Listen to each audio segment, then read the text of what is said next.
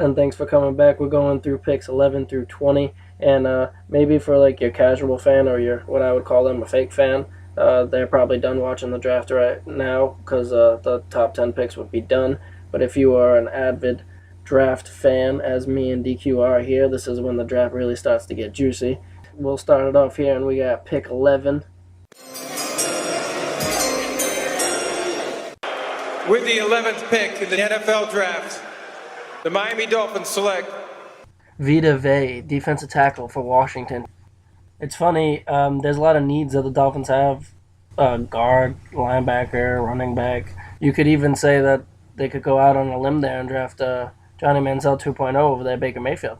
But it's funny, I never really read and take into consideration too much when I look at other people around on the interweb and just people affiliated with the NFL. I look at their mock drafts, and I find it outstanding how many motherfuckers picked Vita Vea to go to the Dolphins, and I'm like, how can every motherfucker agree? Everybody has these crazy mock drafts, but everybody just agrees 11th, this random number, 11th overall. Miami Dolphins take Vita Vea, and it blows my mind. I think when everybody says that, I just think you can't be wrong, DQ. I can't see that going the wrong way.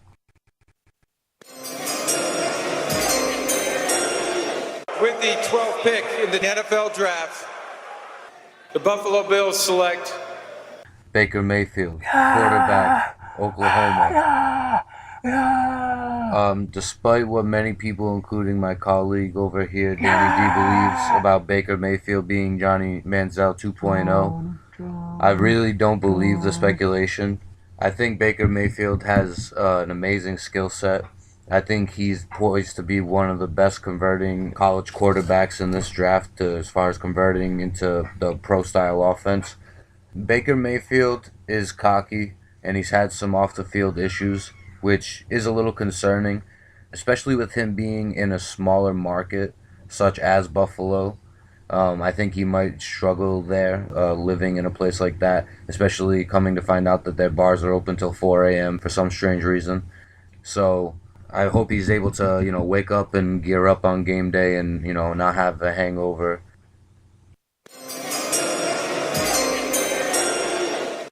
with the 13th pick in the NFL Draft, the Washington Redskins select Denzel Ward, cornerback out of the Ohio State University.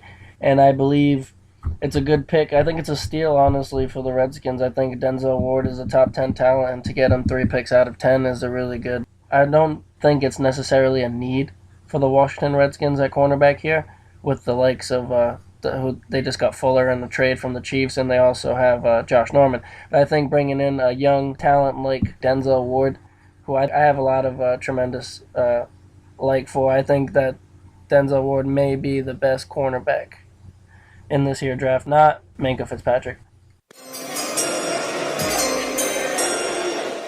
with the 14th pick in the NFL Draft, the Green Bay Packers select Wide receiver, Calvin Ridley. I've yet to see this on any mock draft anywhere. I feel like everybody is totally neglecting the need for wide receiver up in Green Bay. I know that Aaron Rodgers is the Hail Mary master, but all I can say is they need a wide receiver. He needs another weapon to be surrounded by with losing Jordy Nelson. I know that they just signed Jimmy Graham, which is going to help them tremendously for this year, but they need to start thinking long-term for the rest of Aaron Rodgers' career, and this kid could definitely fill those shoes as a number one wide receiver in that offense.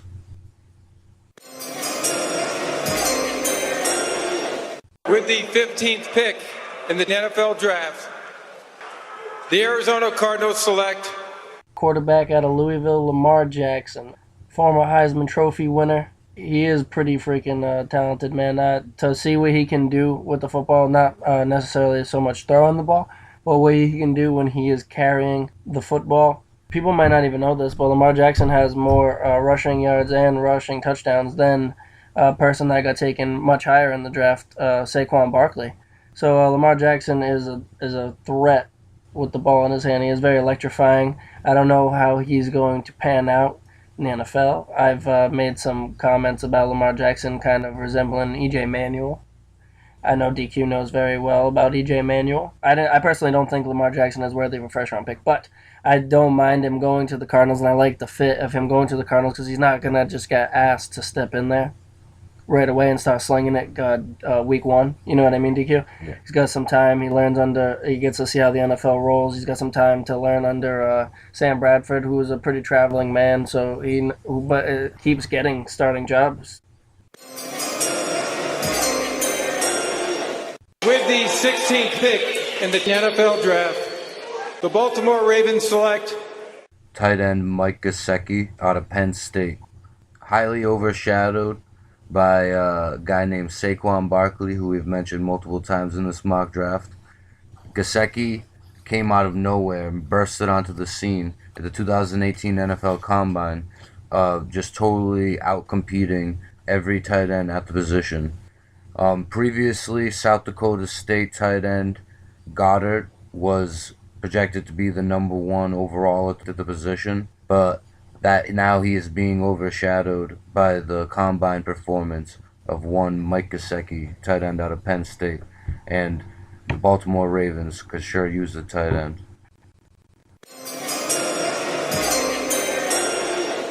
with the 17th pick in the NFL Draft, the Los Angeles Chargers select Mike McGlinchey, offensive tackle out of Notre Dame. There's a couple of ways they could go here.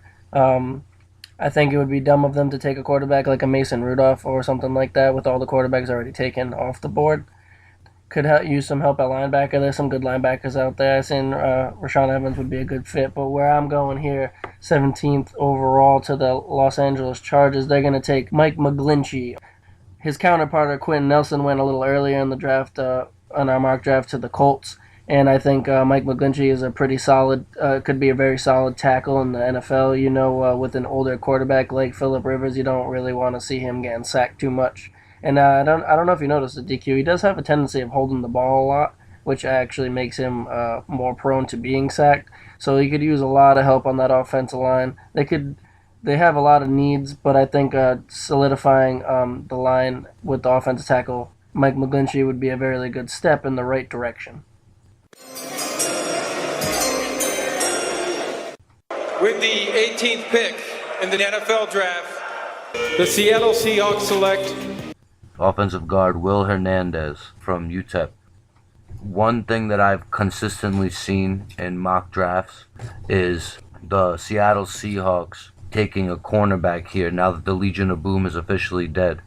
But if you look at tape of the Seattle Seahawks over, I want to say, the past 3, maybe even 4 seasons, their offensive line has digressed, and Russell Wilson runs around back there like a chicken with his head cut off. They need offensive line help, and Will Hernandez is aggressive and wants to win. And with a championship team like the Seattle Seahawks, I think it's a perfect fit.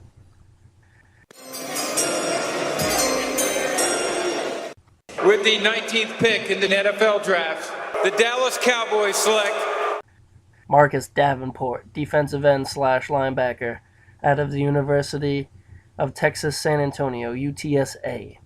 Originally, before I formed together with my co-host here, DQ, I had them taking Daron Payne. I thought that was a good defense. I think we need a defensive lineman, preferably, I guess, a defensive tackle. Would be a good step in the direction.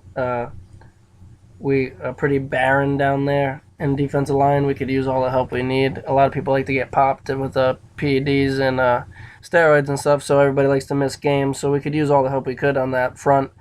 But this man is a fucking specimen of God. Like, this is a beast beyond the term. When you look at beast in the dictionary, there's a picture of Marcus Davenport. This man is a monster. Coming from a small college, so a lot of people might have a problem with the talent level that he was taking on. But the way he was throwing these grown men around just has a lot of promise when he makes it to the NFL. He had a great Senior Bowl. I think Marcus Davenport is a steal to even get him at 19, honestly. And I personally think he's the best defensive end / linebacker in this draft. To have him on the side of DeMarcus Lawrence, probably play him at a defensive end, or if he can play outside linebacker, which we could gladly need that help too. Would love some outside linebacker help depth there too. So whatever hole he can fill, he can step right in and just be the number one. I know we took Taco Charlton last year, defensive end, but fuck Taco Charlton.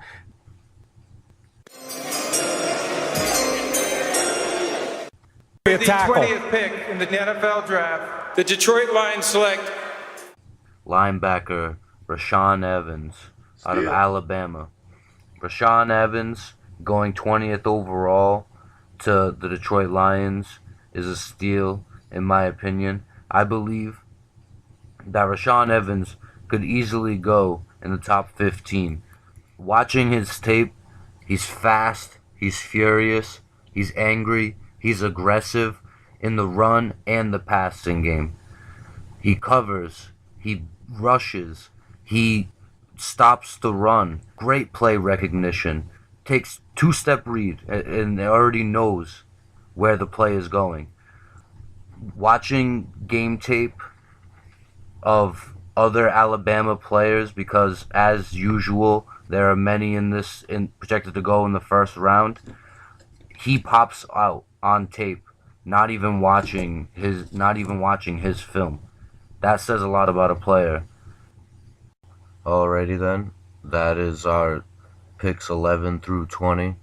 Be sure to like the video, comment below, and stick with us for picks 21 through 32 coming at you very soon.